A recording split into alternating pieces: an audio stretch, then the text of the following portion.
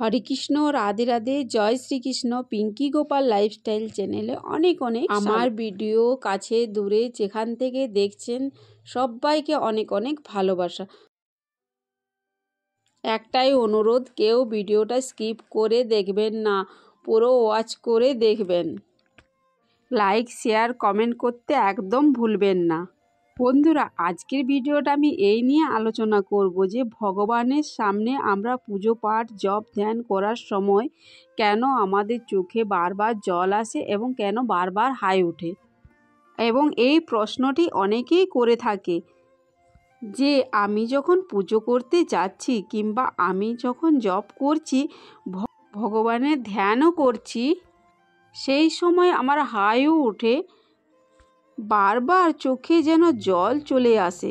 কিন্তু কি কারণেই যে চোখে জল চলে আসছে, কেনই বা আসছে তা আমরা কিছুই জানি না। আমরা কখনো বুঝে দেখারও চেষ্টাও করি না যে এই যে আমাদের পুজো পাঠের সময় চোখে জল আসে কিংবা আমাদের ঘন ঘন যে হাই ওঠে তা কেন ওঠে। বন্ধুরা, আজকে এই বিষয়টি নিয়ে বিস্তারিতভাবে আলোচনা করব। এই ভিডিওতে মনোযোগ সহকারে ভিডিওটা দেখুন। আমরা যখন পুজো পাঠ করছি কিংবা জপ ধ্যানও করছি, তখন আমরা কিন্তু ভগবানের সাথে যুক্ত থাকি। তখন আমাদের সাথে ভগবানের একটি সম্পর্ক স্থাপন হয় অন্তরে। আমরা ভগবানকে ভাবতে থাকি, যাদের সাথে ভগবানের সম্পর্ক আরও গাঢ় হয়ে থাকে কিংবা পুজো পাঠ জপ ধ্যান করার সময় তাদের ভগবান এইসব ইঙ্গিতগুলো প্রদান করে থাকেন। অনেক সময় আমরা ভয় পেয়ে যাই যে আমি পুজো করতে বসেছি, আমার এরকম হাই উঠছে কেন উঠছে, তাহলে কি আমার দ্বারা কোনো পাপ হয়ে গেছে নাকি? না বন্ধুরা, আপনি তো ধন্য যে পূজা করার সময় আপনার হাই উঠছে কিংবা আপনার চোখে জল আসছে।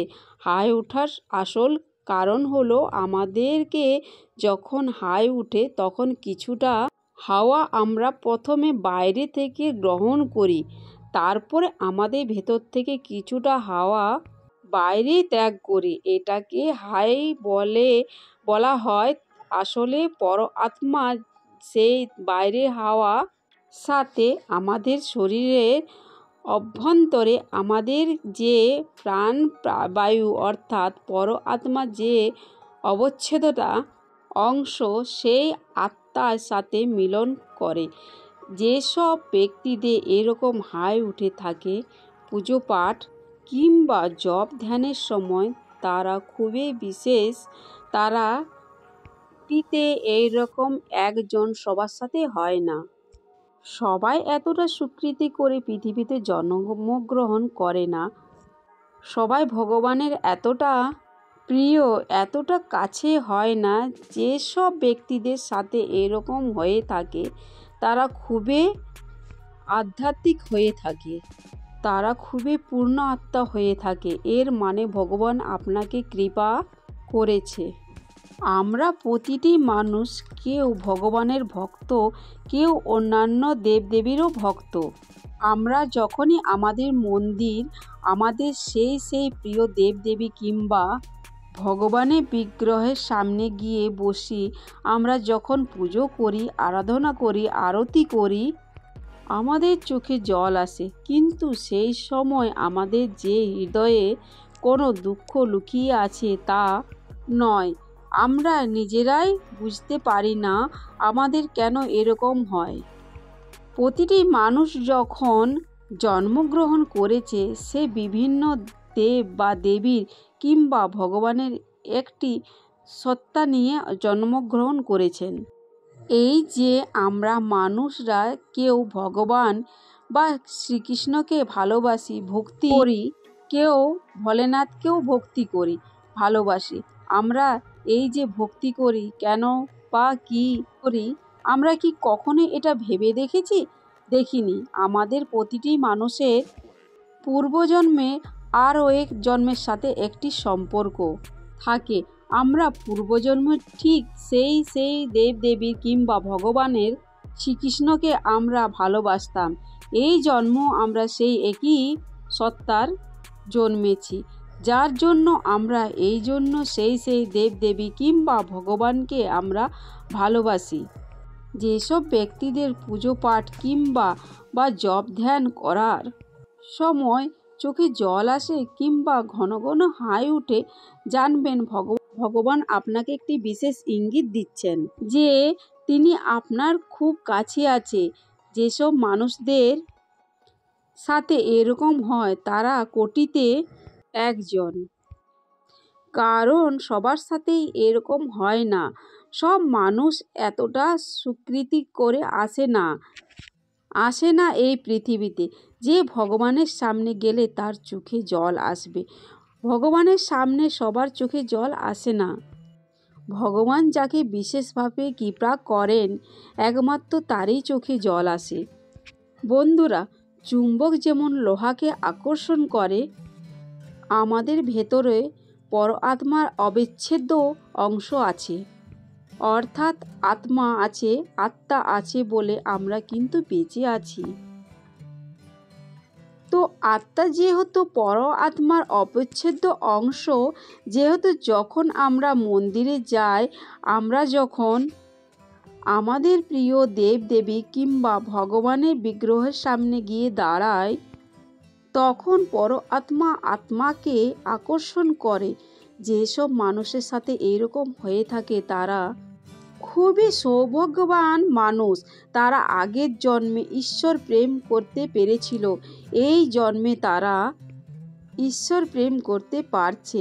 আমরা অনেক সময় ভাবি ভগবানকে যদি সামনে পেতাম তাহলে প্রাণের কথা কিছু ভগবানকে বলতাম, কিছু চাওয়া পাওয়ার কথাও বলতাম। কিছু আমরা কলিযুগে ভগবানকে দেখতে পাবো না, তো আমরা কি করি? আমরা ভগবানের বিগ্রহের সামনে গিয়ে বসে নিজের মনের কথা বলি। আমরা বলি, ভগবান কি আমাদের কথা শুনছেন? অবশ্যই শুনছেন বন্ধুরা, অবশ্যই শুনবে ভগবান আমাদের মনের কথা। ভগবান তার প্রত্যেকটি ভক্তের কথা আলাদা আলাদা করে শুনেন, কারণ ভগবান তার ভক্তকে খুব ভালোবাসেন, খুব স্নেহ করে।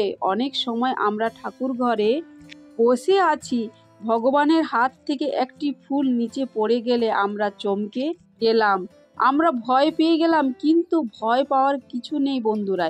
এটি তো ভগবান ইঙ্গিত দিচ্ছে, তিনি আপনার সেবায় তুষ্ট হয়ে আপনাকে ইঙ্গিত করছেন। আমরা যে দেবদেবীকে ভালোবাসি না কেন, যে ভগবানকে ভালোবাসি না কেন, আমাদের সবাই একান্ত কাম্য যে দিনে একবার হলো আমরা ভগবানের সাথে কথা বলি, সামনাসামনি কথা বলি, আমরা ভগবানের কাছে প্রার্থনা করি, আমরা ভগবানের কাছে আমাদের মঙ্গলের জন্য মানুষ কামনা করি, এবং আমরা আমাদের মন্দিরে গিয়ে ভগবানের সামনে বসে ভগবানকে মনের কথা জানাই। ভগবান তো চান যে দিনের শেষে হলেও একবার আমার এই ভক্তটি আমার কাছে আসুক। আজকে যাদের চোখে জল আসে ভগবানের সামনে গেলে, কিংবা হয়তো জপ ধ্যান করছে, সেই সময় বারবার হাই উঠছে, আরতি করছো বারবার হাই উঠছে, তারা কত ভাগ্যবান, তারা কত পূর্ণ আত্মা।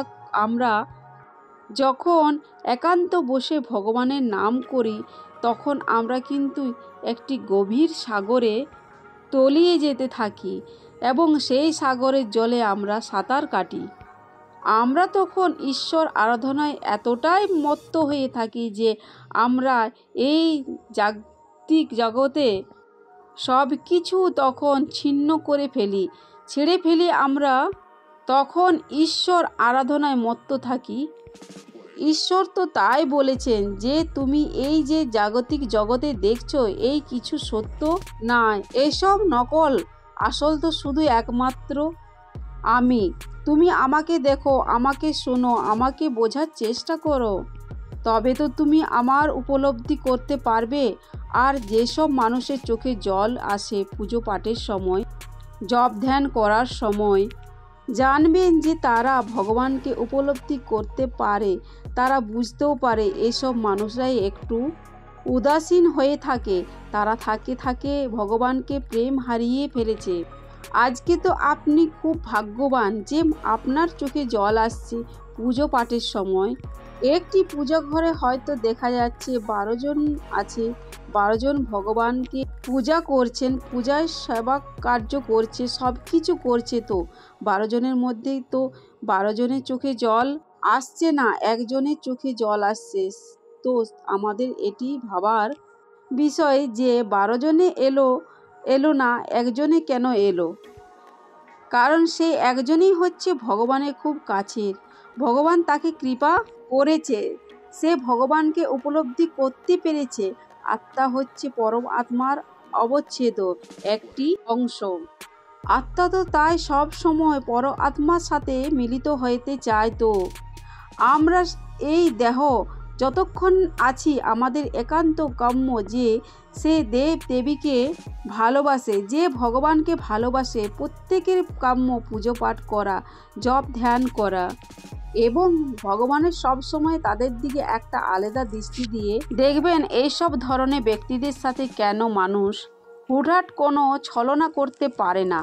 এইসব ধরনের ব্যক্তিদের কাছে কেউ মিথ্যা কথা বলেও পার পেতে পারে না। কারণ কি, এদের মধ্যে বৈরাগ্য আছে, আর ভগবান বৈরাগ্যকে বড় পছন্দ করেন। আজকে সব মানুষের জন্য কাঁদছে, কেউ তার ভালোবাসার জন্য মানুষের কাছে কাঁদছে, কেউ বা গুরুজনদের কাছেও কাঁদছেন। কিন্তু কজন মানুষ আছে যে ঈশ্বরের জন্য কাঁদে? খুব কম মানুষই আছে বন্ধুরা। পৃথিবীতে এরকম ধরনের মানুষ খুব কমই আছে।